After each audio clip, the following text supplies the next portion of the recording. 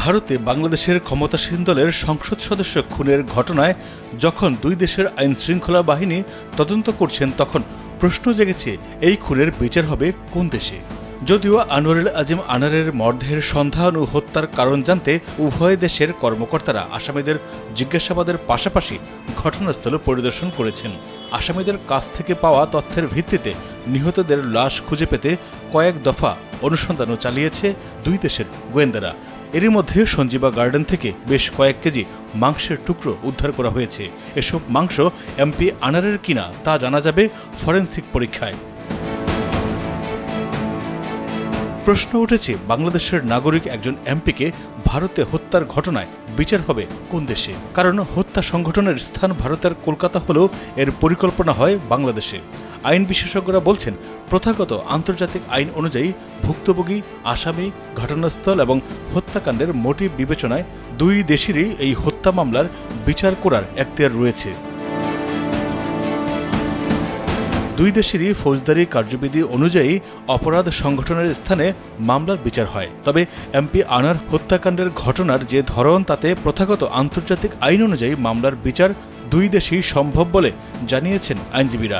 বাংলাদেশের সুপ্রিম কোর্টের আইনজীবী তাপস কান্তি বল বলেছেন, এই সুনির্দিষ্ট মামলার ক্ষেত্রে বাংলাদেশ বিচার করার দাবিটা করতেই পারে, কারণ ভিকটিম ও আসামি উভয়ই বাংলাদেশের নাগরিক, কেবল ঘটনা সংঘটিত হয়েছে ভারতে।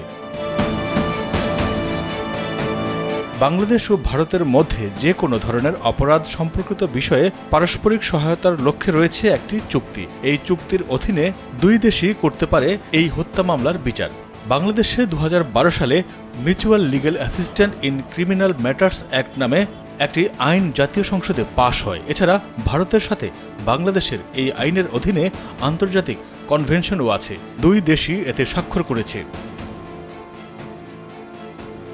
ওই চুক্তির ফলে ভারতের কোনো নাগরিক যদি বাংলাদেশে কোনো অপরাধ করে বা শিকার হয়, সেক্ষেত্রে ভারতেও এর বিচার হতে পারে। সেক্ষেত্রে যে কোনো ধরনের শারীরিক বা দালিলিক প্রমাণ, অভিযোগপত্র বা কোনো সাক্ষ্য, এমনকি মৌখিক সাক্ষ্য দেওয়ার প্রয়োজন হলে ভারত সরকার বাংলাদেশ সরকারের কাছে অনুরোধ করতে পারবে। একই সাথে যদি বাংলাদেশের নাগরিকরা ভারতে কোনো অপরাধ করে বা শিকার হয়, সেক্ষেত্রে বাংলাদেশ মামলা করতে পারবে। এক্ষেত্রে এসব দালিলিক বা বস্তুগত প্রমাণ আছে, তা তাদের কাছে চাইতে পারবে বাংলাদেশ। চুক্তিতে বলা হয়েছে, এক্ষেত্রে মুখ্য ভূমিকা পালন করবে দুই দেশের স্বরাষ্ট্র মন্ত্রণালয়। এই চুক্তির অধীনে ভারত এসব দিতে পারবে। চুক্তি অনুযায়ী বাংলাদেশের আদালতে সাক্ষ্য দেওয়ার প্রয়োজন হলে ভারত থেকে আসতে পারবে সাক্ষীরা। মামলার সাক্ষী হিসেবে আলামত জব্দকারী কর্মকর্তা, তদন্ত কর্মকর্তা সহ সংশ্লিষ্ট সবাই, অথবা বিচারের স্বার্থে যাদের সাক্ষ্য দেওয়া প্রয়োজন তারা বাংলাদেশের আদালতে সাক্ষ্য দিতে পারবে। তবে কোনো কারণে সাক্ষীরা বাংলাদেশে আসতে না পারলে ভার্চুয়ালি সাক্ষ্য নেওয়া যাবে।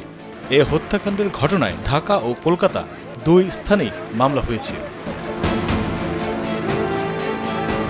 আপিল বিভাগের অবসরপ্রাপ্ত বিচারপতি AHM শামসুদ্দিন চৌধুরী বলেছেন, দুই দেশে দুই ধরনের অপরাধের বিচার করলে আসামিদের শাস্তির আওতায় আনা সহজ হবে।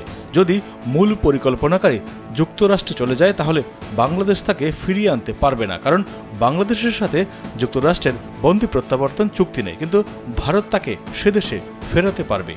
ভারতের সাথে যুক্তরাষ্ট্রের বন্দি প্রত্যাবর্তন চুক্তি রয়েছে। এর আগে কলকাতা হাইকোর্টের সিনিয়র ফৌজদারি আইনজীবী জয়ন্ত নারায়ণ চ্যাটার্জি বলেছিলেন, অপরাধ যেহেতু ভারতে হয়েছে, তাই ভারতের আইন অনুযায়ী বিচার হওয়ার কথা।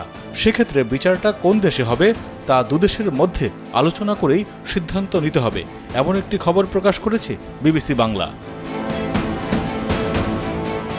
মাইদুর রহমান রুবেল, কালবেলা।